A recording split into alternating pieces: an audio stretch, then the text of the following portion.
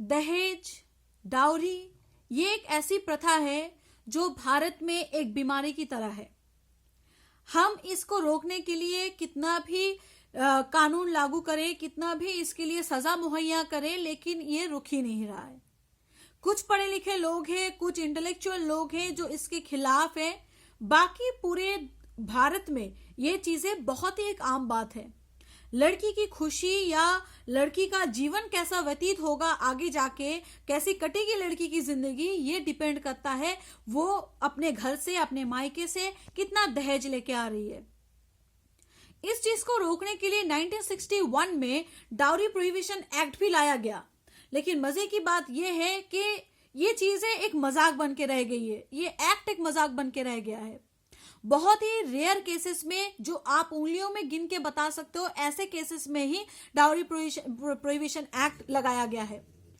अब इसके चलते इंडिया में इतनी मौतें हो चुकी हैं, इतने सुसाइड केस हो चुके, इतने मर्डर केस हो चुके हैं, जहां पे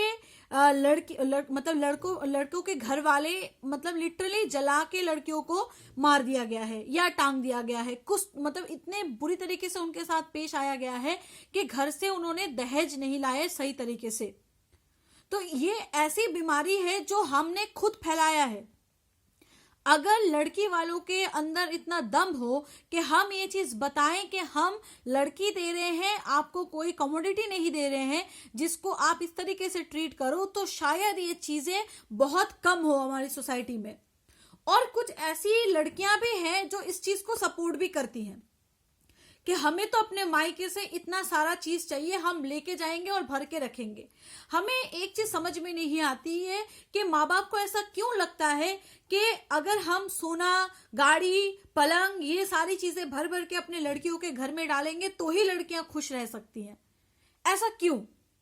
अगर उस लड़की को जो इतने पैसे आप उसके दहेज में खर्च कर रहे हो, वही पैसों से एक अच्छी परवरिश दे, एक अच्छा पढ़ाई लिखाई कराए, ताकि वो अपने पैरों पे खड़ी हो सके और अपना शादी खुद अपनी मर्जी से कर सके और अपने तरीके से निभा सके, तो वो ज्यादा वो ज्यादा खुशी देगी उस लड़की को।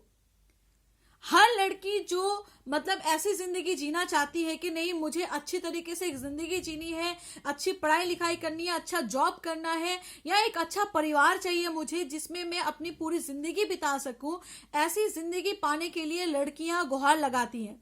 लेकिन नहीं, हम तो लड़कियों को या उसके चीजों को इस तरीके से तोलते हैं कि हाँ, उसकी शादी हो रही है मतलब दहेज देना मस्ट है, और उसके शादी के जो जितने भी रीति रिवाज है वो सारे हम ही निभाएंगे। क्यों? इसलिए। और एक लड़का ऐसा कौन सा क्या अचीव कर लेता है कि उसके साथ शादी करने के लिए हमें गाड़ी देनी पड़ेगी, मर्सिडीज, BMW, बाइक, घड़ी, पता नहीं क्या क्या। वो डिपेंड करता है कि कौन सी जगह से हो। अगर आप बहुत बड़े शहर इलाके से हो तो आपके लिए गाड़ी मुहैया कर दिया जाए, 4 पहिए चाहिए। अगर आप नॉर्मल से छोटे से शहर से हो तो बाइक तो चाहिए चाहिए, गांव से हो तो साइकिल, घड़ी, ये सब चाहिए, और नगद पैसे चाहिए। क्यों? किस लिए?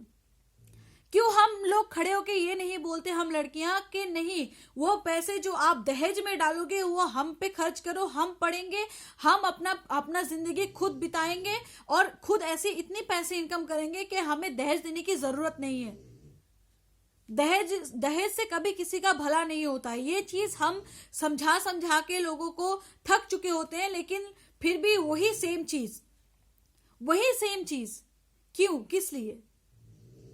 क्या मिल क्या जाता है इससे? अल्टीमेटली वो शादी या तो फिर लड़की के मरने से बंद होती है, वो शादी खत्म होती है, या फिर वो लड़की मतलब क्या बोलूं, मतलब जिल्लत की जिंदगी जीते जीते और बच्चे के रोने धोने ये सब से और पति के मार से ही खत्म हो जाती है। पति के मार से ही खत्म हो जाती है। इससे ज्यादा और कुछ नहीं होता है, कुछ भी नहीं। तो ये चीजें सोचें, बंद करें और अपने लड़कियों को घर में पढ़ाएं, उसको बड़ा करें, उसको काबिल करें कि वो अपने पैरों पे खड़ी होके अपना जिंदगी व्यतीत करने का पैसा खुद इनकम करे, ना कि उसके दहेज में वो पैसे आप लुटाएं। प्लीज।